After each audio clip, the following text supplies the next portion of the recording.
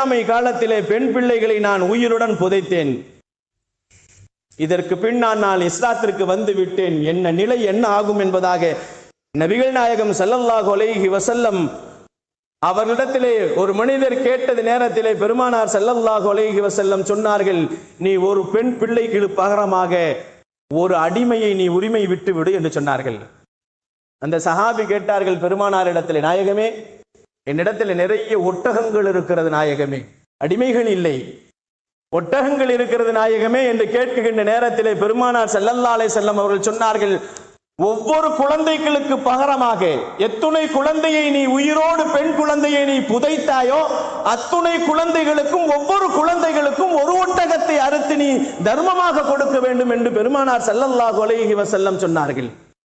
மேலும் நபிகள் நாயகம் ஸல்லல்லாஹு அலைஹி வஸல்லம் சொல்லுவார்கள், மறுமை நாளிலே தன் பெண் குழந்தைகளை கௌரவிக்கக்கூடியவர்கள் அல்லாஹு ஜல்ல ஷானஹு தஆலா அவர்களை கௌரவிப்பான் என்று சொன்னார்கள்.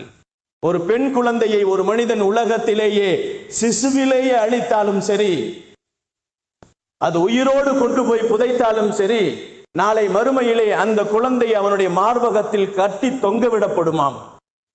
மறுமை நாளிலே எந்த ஒரு மனிதன் ஒரு குழந்தையை சாகடித்தானோ, ஒரு பெண் குழந்தையை அவன் உயிரோடு புதைத்தானோ, அந்த குழந்தைகள் நாளை மறுமையிலே அந்த பெற்றோருடைய கழுத்திலே மார்பகத்திலே தொங்கிக் கொண்டு வருமாம். அந்த குழந்தை சொல்லுமாம், இவர்தான் என்னை கொண்டார் என்று அந்த குழந்தை சொல்லுமாம். அதைத்தான் அல்லாஹ் ஜல்ல ஷானஹு தஆலா சொல்லுகிறான், வைதல் மௌஊதத்து சுஇலத் பி ஐயி தம்பின் குத்திலத். அல்லாஹ் அந்த இடத்திலே கேட்பான், பாவம் செய்யாத அந்த குழந்தையை நீ சாகடிப்பதற்கு என்ன காரணம்? அல்லாஹ் கேட்கிறான், வைதல் மௌஊதத்து சுஇலத் பி ஐயி தம்பின் குத்திலத், என்ன காரணத்தினால் இந்த குழந்தையை நீ கொலை செய்தாய் என்று அவனிடத்திலே கேட்கப்படும் என்று அல்லாஹ் சொல்லுவான்.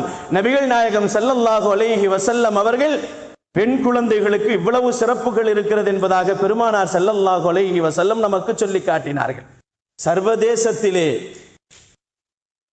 அக்டோபர் மாதம் 11ஆம் தேதி பெண் குழந்தைகள் தினம் என்பதாக கொண்டாடப்படக்கூடிய இன்றைய தினங்களில் நாளைய தினத்திலே நாம் எண்ணி பார்க்க வேண்டிய விஷயங்களிலே மிக முக்கியமானது பெண் குழந்தைகளிடத்தில் நாம் நடந்து கொள்ளக்கூடிய நடைமுறைகளை இஸ்லாம் நமக்கு சொல்லித் தருகிறது.